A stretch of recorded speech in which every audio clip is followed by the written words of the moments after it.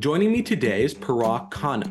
Joining us now is author Parag Khanna. He's out with the new book entitled The Future is Asian. Parag Khanna is here. He directs a global governance initiative at the New America Foundation. Futurist Parag Khanna's new book, it's called Move, The Forces Uprooting Us. For my next guest, Parag Khanna, China is a distraction. A leading global strategy advisor, world traveler, and best-selling author. He is the founder and CEO of Climate Alpha. Climate Alpha, an AI-driven platform to help you navigate risks and opportunities in a fast-changing and uncertain real estate landscape. He is also the founder and managing partner of FutureMap, a data and scenario-based strategic advisory firm. He has written 7 books on geopolitics, globalization, and the future of humanity, including The Future is Asian, How to Run the World, and Move. He has traveled to more than 150 countries and holds a PhD from the London School of Economics. He's a frequent contributor to CNN, Time, and Fortune. He has provided expertise to many governments, including the US, Canada, Brazil, Argentina, UK, Germany, Switzerland, the Netherlands, Norway, Finland, Italy, Estonia, Russia, Azerbaijan, Japan, China, India, Australia, South Korea, Pakistan, Indonesia, the Philippines, and numerous others. In 2016, he served on the Singapore government's Committee on the Future Economy. We are very pleased to welcome Dr. Parag Khanna. Great to meet you, Daniel. Today, you are considered to be one of the world's foremost global strategy advisors. What is your story? Biographically, biologically, I was born in India. I spent my early childhood in the Middle East, in Abu Dhabi, in Dubai, then moved to New York when I was young and grew up primarily there. And then I was an exchange student in Germany. So I went to a German high school in the final year towards my Abitur degree. And then I came back to the US for college, I studied abroad, came back, worked in various think tanks like the Council on Foreign Relations, and then also the World Economic Forum in Geneva. I returned to Washington to the think tank scene, places like Brookings and the New America Foundation. I started doing my master's and then eventually my PhD at the LSE. But in between, I also started writing books. I received some travel grants and got tied up with a publisher and started writing about geopolitics and emerging markets and really doing it, in the way that I was raised to do things, which is by traveling. So, the common threads in my life have been really, travel, really firsthand experiences, taking things in a very, almost anthropological sort of way, but guided by the academic theories, that I've studied very closely. So one thing has led to another, and here we are in the present, where I think of my books as really one long stream of consciousness, now totaling a few thousand pages. When an editor just stops me and says, "This book is done, start doing the next one," that's when I'll dutifully stop. I would say, just quickly to wrap up on this part, I think what's happened is that the books and the content in the books has just proven useful, to governments, to companies, to research organizations around the world. So it really has blossomed, into something of a consulting practice. Do you have a new book in progress? So in the spirit of everything being a stream of consciousness, there's like a sequel to Move, and Move was very much about the future of human geography in light of demographic change and climate change. And I wanted to really hone in on one aspect of the book, which was about young people and the young generation, who are by definition the most mobile in the world. And I started to uncover in the course of my research real differences in the psychology of Generation Y, Generation Z, Generation Alpha versus today's middle-aged and older people. And I want to write a book that is almost like political philosophy, cosmopolitanism, from the eyes of today's youth. So it's basically a really strident defense of globalism and cosmopolitanism that's meant to really guide young people moving into the future. And it is also part autobiographical, because it certainly relies heavily on my own experiences that have, sort of nurtured me to embrace those same views and ideology. What first inspired you to pursue a career in geopolitics? Was it your choice in bachelor's, or was it a particular moment when you were younger? It was actually quite a ways before then. It was when the Berlin Wall collapsed. I was actually just 12 years old, and my parents took me there on a holiday. And so I really got to see firsthand what Berlin was like with the wall still standing. And I actually got to even hack away at pieces of the wall and so forth. So that really shaped me profoundly. And I think a lot of what I've done since in terms of what I chose to study, where I chose to study, the topics that I've digested or tackled and written about all really stem and flow really from that, almost an inadvertent moment that I managed to get to live and experience when I was 12 years old. Was it a coincidence that you were in Berlin, or you heard that something was going on, so you went there? It was, we watched the wall, quote unquote, come down, November 9th, 1989. Again, I was 12 years old in New York, and my parents said, this will be a great Christmas holiday. Let's go. And we just packed up and went. And what people may not know, 30 years later, is that the wall really was not just one narrow slab occupying a small space. It was well over 100 kilometers, and so it took a long time to really dismantle it. In fact, big chunks of it still stand today, really as a living museum. And so at the time, really, 99% of it was still up, and so that's what we got to really go and see. Can you delve into the concept of the new global macro and what it means in terms of business opportunities? I think a lot of you probably are too young to remember the tragic 9/11 terrorist attacks of September 11th, 2001, nearly a quarter century ago. But at the time, people were celebrating globalization's heyday in a world in which really geoeconomics triumphed over all, and political borders were seemingly being erased, and global markets and globalization were ascendant. And then you had these terrible terrorist attacks, and you had obviously significant rupture of global trust and concerns over supply chains and security of investments and so on. And at that moment, a lot of people realized, oh well, in economics and macroeconomics and in macro investing, you can't just look only at markets, interest rates, growth rates, and so on. You really actually have to look, at a lot of other factors as well. And then you have these periods where, again, that knowledge sort of, comes and goes, if you will. And now we're living through another moment where, in order to really be a successful investor, you not only have to look at the macroeconomic aspects of a country or market, you really also have to look at the geographics, the demographics, the technology, even climate, environmental issues, social issues. So to me, the new macro is this all-encompassing way of thinking about how you have to be interdisciplinary. And no entrepreneur can be immune from either the political or environmental or social or technological conditions in a country in which they operate. You can't simply say, oh, well, it's growing fast, I'm going to go in, right? Because it could be that you'll face regulatory obstacles you are not aware of because of political shifts, right? And things like this. The geographies you may be operating in are exposed to climate change in ways that the economic models didn't forecast. So the new macro is all about being interdisciplinary and factoring in all of these different dynamics together. Regarding climate change, you have said that there should be greater emphasis on adaptation. What are some ways entrepreneurs can contribute to climate resilience? This is a big challenge because right now, and I've just returned from the COP summit in Dubai, we've seen that the lion's share of the global attention has been focused on climate mitigation, decarbonization, net zero goals, and so forth. That's clearly not enough. We at Climate Alpha emphasize adaptation and resilience, which is to say, for whatever the climate risks are in a given place, the future likely incidents or current risk of flood, of storm, heat, fire, drought, sea level rise, and so forth, what are the local factors that are offsetting those risks through adaptation? And those are the investments that we have to make. Remember, as Darwin said, it's not the fittest, but the most capable of adaptation that ultimately prevail. And so for us, our data is meant to promote adaptation investments, and that ultimately is how you get to resilience. Right now we're in a world where we presume that we'll get to resilience by talking about it. I don't really think that's enough. So Climate Alpha is really in the business of blending the data around climate risk with the infrastructure and the politics of adaptation in order to get a more accurate picture what you might call the future ground truth.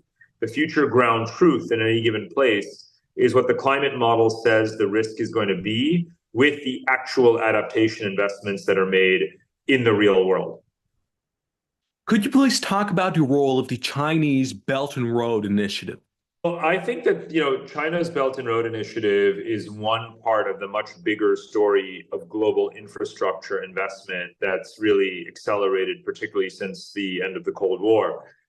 It's often mistaken, or held to be synonymous with that investment, but it's not. It's a big piece of it, but it's not the only piece. My belief is that now we have to think about green infrastructure, right? Infrastructure that is inherently in the right places. So in the sense that if you can imagine a world where you have a lot of stranded assets, coastal real estate, or pipelines that are no longer necessary because certain places have moved into alternative and renewable energy and so forth, you need to skate to where the puck is going. Where will the roads and highways and railways and electricity grids and airports and internet cables be needed in the future? How can you build those food, water, energy, transportation, and housing infrastructures in the right places where people are going to be in light of current and future migration patterns? So forecasting those futures, thinking about what infrastructure will be needed, where it will be needed, and how it can be the most sustainable, that's the art of, narrating and building a vision of a more positive, sustainable future today. And then executing on that is also part of what we try to advocate for. And certainly that's what my books have also been about. In your book, The Future is Asian, you discussed growth rates around Asia. What are the key takeaways for entrepreneurs regarding growth rates? It touches on what we were discussing before, which is that growth alone may not be enough to really understand what might happen in a place. We've seen many countries now, prior to COVID, certainly during COVID and since COVID, really have very, very scattered growth patterns because they haven't been able to cope with the fiscal shocks, supply chain shocks, resource shocks, and other kinds of things. So what you want to be looking for is, again, that word, that R word, resilience, right? How vulnerable is the place? How adapted is it? How much diversity is built into its supply chains and connectivity globally? And those are some of the factors that I'm looking for, not just growth alone. Sure, if you're simply looking at, household consumption and spending on consumer goods, then you could say, absolutely, here are the 5 cities with the fastest growing populations of young people, and unemployment is low, and there are shopping malls springing up everywhere. I'm going to go open up, retail outlets, and I'm going to capitalize on the growth rate. You might just be fine with that thesis. But, over the medium term or long term in many, many countries, you do have to have a fuller picture if you want to be able to navigate what might happen in those places versus simply relying upon only the immediate past. What do you think about the impacts of AI on the geopolitical landscape and competitiveness? AI is itself a very competitive arena. It isn't necessarily zero sum the way it's often portrayed as being. It's being portrayed as an arms race or a data race. Data is the new oil and so on and so forth. But the difference is, of course, it's far more abundant, if not infinite, compared to finite commodities in physical commodities like oil. So I think that it's more an innovation race rather than a zero sum, win or lose kind of thing. So secondly, it's not just about AI technology itself, but it's, of course, the application. In a way, the definition of innovation is not just invention, but the application, the novel application of an invention or technology to a market and to companies. So what we want to see really is we should view this as an innovation race. In the end, AI is being democratized, right? You not only have countries that possess the raw materials, the tools, the software, the know-how, the prowess to advance in AI, but companies that operate within and across borders. So really think of technology such as AI in the same way that you can think of any other technology, which is that it ultimately does sooner or later, in the case of AI sooner, rapidly democratize. So it's really an innovation race to see, well, who's applying it? Which firms are getting ahead? How are they being more efficient? How are they saving costs? How are they in boosting productivity and output? How are they gaining market share through AI? It comes down to those much more nuts and bolts kinds of questions than rather saying that there is a binary US-China AI arms race and one of them is going to win and dominate the world. That is exactly not what happens in technology, whether you're talking about nuclear weapons or the internet. Ultimately, these things do wind up being fully democratized. And I think that's, of course, a good thing. What do you think about the power of narratives to become self-fulfilling prophecies? You write books. Do you think they have a role in shaping the future? I don't think there are enough. I believe that there are, in a way, not necessarily iron laws, but there are very reliable mega trends, even in a world that's considered very, uncertain and unpredictable about the future. For example, in my work, I've talked about multipolarity as an irreversible megatrend, right? The world moving from one superpower to multiple powers in a very durable way. I've written about connectivity, right? The arc of history, literally human history, is continuously building more infrastructural connectivity between our population centers, primarily cities. And I've described the world as a global urban network civilization. That is literally an accurate, factual, empirical way of describing humankind. We are a global urban network civilization. That is a long-term trend. That is also a narrative. It's a narrative that contrasts very strongly with the idea that we are tribal, xenophobic, and populist by nature. And you will hear that very prominently today, and you have heard it for years. Which of those narratives is correct? I believe mine is, because I think it's very, whereas the argument I'm making is for something that's truly durable and underpinned by 100,000 years of history. The idea that populism is triumphing and the world is being fractured and fragmented, that's more of an episodic kind of thing. So again, the narrative that I am presenting, I'm not presenting it because I want to push a certain narrative, because I want to advance a certain ideology. I'm stating what I observe and what I've studied around the world, popular or unpopular, or conventional or unconventional view at any given time. That happens to just be a coincidence. So I'm not really trying to create narratives to win an argument, but if there's an argument that needs to be won through a factual narrative, then I'm going to obviously, vigorously participate in it. You participate in lots of prestigious events and conferences around the world. Are there any where you think young entrepreneurs would be welcome? That's a good question. I think that the youth voice is clearly, entering all conversations. I was just at the COP summit, and a large amount of, attention was lavished on young delegates, whether they were activists, indigenous peoples, technology disruptors, educators, whatever the case may be, civil society generally. So I view youth as now just being, germane to the conversation. And I personally, again, I wrote a lot about this in the Move book, I'm quite a strong believer that young people's voices should almost be overrepresented, given that they bear the brunt of today's policies' impact on the future. There's obviously a lot of ethics and academic work looking at this issue around generational equity and so forth. So I would put myself in the camp that believes that youth voices should always be present. Ideally educated and informed, not just kind of rhetorical and ideological. So I see it happening. I wouldn't single out one particular event or the other as being more pro-youth than others. I think that youth should simply think about things functionally rather than in an event-driven way, meaning what are the causes, what are the agendas, what are the beliefs? For example, combating poverty, combating corruption, sustainable planet. Pick your spots and then thematically make yourself present in those areas where you have something to say. In terms of AI, are you in the more optimistic or pessimistic camp? Do you think it will take away a large chunk of jobs that cannot be replaced? There's been a lot of debate about that, and I think there's a lot of sleight of hand and, kind of confused definitions, about what is a job, what is a career, are you being replaced by AI or augmented by AI, and so on and so forth. Generally speaking, to give a shorter answer, I'm optimistic, right? First of all, I don't believe you can uninvent technologies. The genie is out of the bottle. Having menial work taken away or being replaced by robots is a good thing.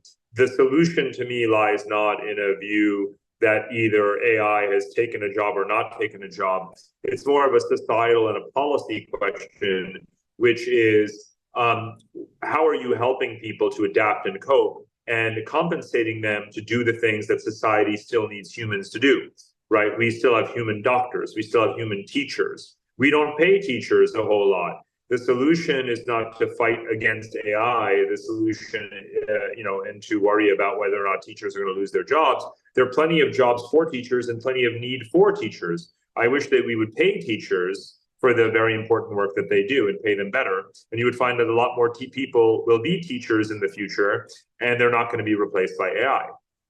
As jobs are being automated, people lose their jobs. That decreases their spending power, which can lead to greater economic uncertainty and potential collapse. Do you not agree with that hypothesis? No, I do think that again, a wide range of technological intervention and evolution like AI are having a significant economic impact. Absolutely. But remember that even some of the societies where AI is now being deployed most aggressively, like in the United States, unemployment is actually quite low. So it's really not a zero-sum process. A lot of jobs are being created in areas where obviously, again, human labor is absolutely essential. Think about an aging population in need of nurses and physical therapists. We do not have AI doing that, right? We should be paying people appropriately for the task of making human life comfortable, and that's something that is again not going to be replaced by one particular technology, the other overnight. From all the challenges facing us, from the aging population to the threat of nuclear war, are there any issues that you think are not getting enough attention or something we should be focusing on more? I don't tend to focus on just one crisis or issue because I believe the world is not actually neatly organized in that way. In fact, I try to embrace as much interdisciplinary chaos as the mind can comprehend, because that gives you a much better approximation of reality, right? Which is indeed rather chaotic. To my mind, though, in terms of an agenda that isn't being sufficiently well pursued, I wear this on my sleeve, and that is migration. I'm a big believer that people should be allowed to go where they want to go and where they're needed, and that our political problems today are not migration in the sense that we have too many people or migrants. It's often that we have too few. We simply have not invested sufficiently in the assimilation of those populations. And that's really the grave concern that I have, is the lack of investment in assimilation of migration. And that's going to become way, way more acute in the future because, of course, mass migrations are not only here to stay, they're actually accelerating. What books that had a major influence on you would you recommend for young entrepreneurs? That's a great question. I don't think about books in terms of helping with the entrepreneurship agenda per se, in terms of self-help for entrepreneurs. I view it books more as each being part of each is a Lego piece of a different color. And, if you're building a Lego of a human body, it's the different organs or parts of the body that are being completed by those different color, shapes, and sizes of Lego pieces, right? And it's a figure that keeps on getting bigger and bigger. So that's, to me, the way I think about knowledge in a cumulative sort of way. I'm a big fan of certain writers and scholars who I cite very, very heavily in my work. People like take Nassim Taleb as an example, the very famous author of the book The Black Swan and Anti-Fragile. Generally speaking, I gravitate towards systems theory, right? And systems thinkers, people who present a kind of comprehensive view of the world rather than one that is simply broken down into, or kind of a reification of small trend. So, to me, I really recommend that young people take that systems approach and learn systems theory. That sounds a bit clunky and academic, but really looking at work that is more, meta level explanation. It doesn't have to be right, and maybe it's too much narrative and not enough science, to go back to the earlier topic we were discussing. But finding that right blend and educating yourself, and not necessarily contrasting narratives as if they're a rival, but just looking for the strengths and weaknesses, of how they build an accurate story of the world. To me, that's the most useful reading that I like to do. Are there any others other than Nassim Taleb that you would recommend reading? Oh, I mean, I'm a big fan of his. I'm I try to read a book a day sometimes if I can, especially when I'm on holiday. So I'll give you another example, just plucked from yesterday. I just read Robert Sapolsky's new book, and for those who don't know, he's an evolutionary biologist who's really been writing about primate civilizations and has turned his attention to humans more recently. And I've been reading him since I was younger than you, his first books, really.